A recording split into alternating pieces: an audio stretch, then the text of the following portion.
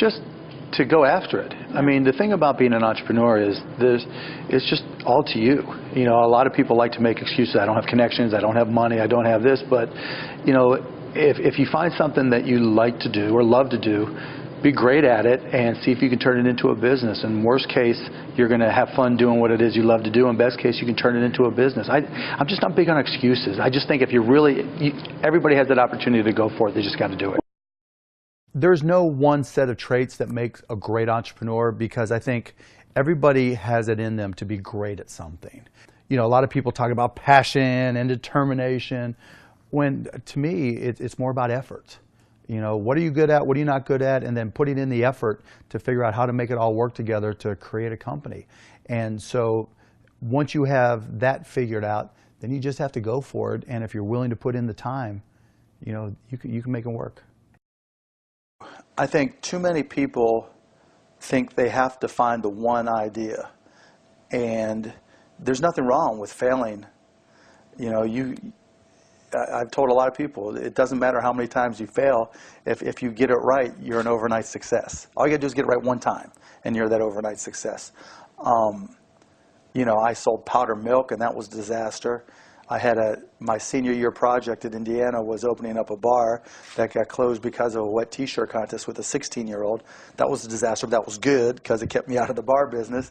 I got fired from my first job in the software business because I wanted to close the deal instead of going out and closing a sale. I mean, instead of coming in and sweeping the floor, you know, and so it didn't matter how many times I failed. I just kept on going and going and going. And entrepreneurs need to realize that sometimes it's not the idea, you know, it's not who you know, it's not how much money you have access to. It's really finding something that you really love to do. I had no idea I loved computers and technology, none. I mean, I took one class in Indiana in computers and I cheated to get through it. It was Fortran. And then I bought a little PC, a 99 4A from Texas Instruments for $99.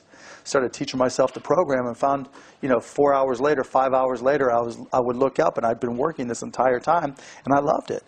And so that was the difference. When I finally, I failed a lot of times, and I didn't know where I'd find my success.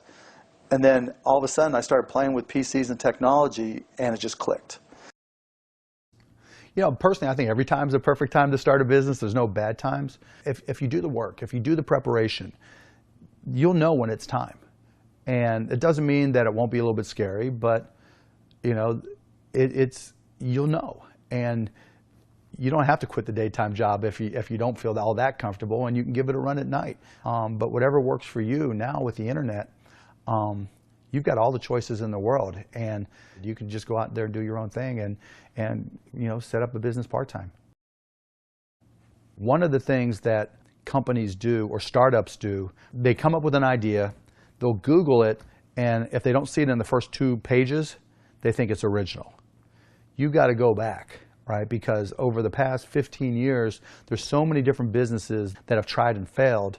You have to go back and find those and learn from those. So you've got to understand all the implications, and you have to learn from history. And so the best advice I can give you on a video before talking to you or emailing with you is that you've got to find out the history of people who have tried your idea, because there's a 99.99999% chance that your idea has been tried before. That's not a good reason not to start it, because you might be able to outperform them, but you better learn from the history of your idea, because you know what they say about people who don't learn from history. You know, small businesses don't fail for lack of capital. They fail for lack of brains. They fail for lack of effort. Most people just aren't willing to put in the time to work smart. I mean, they go for it in a lot of cases, but they just don't recognize how much work's involved. And if you do the preparation, if you start a business, you better know your industry and your company better than anyone in the whole wide world, because you're competing. And to think that whoever it is you're competing with is just going to let you come in and take their business, obviously that's naive, and I think most people don't recognize that. The one thing you should try to avoid at all costs is raising money. Powerful medicine.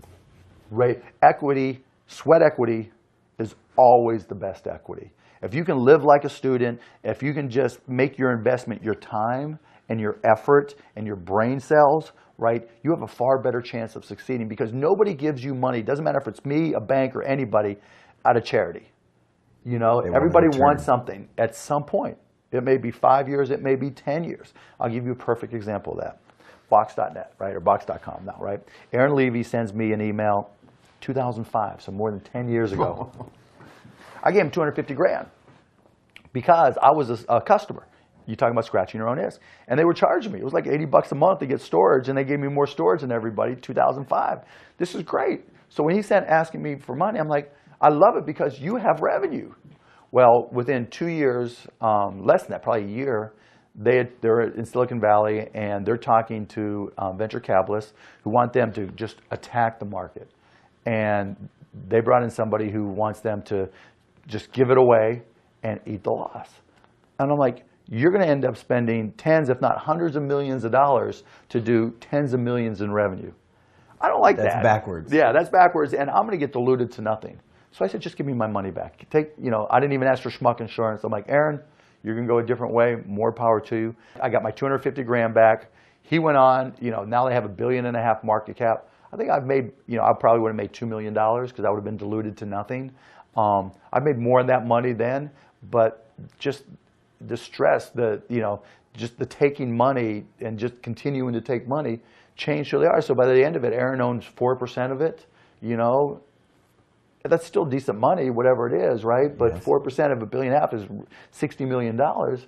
But he had a far better idea that if he just didn't chase it and chase investment, he could have been worth a lot more, a whole lot more.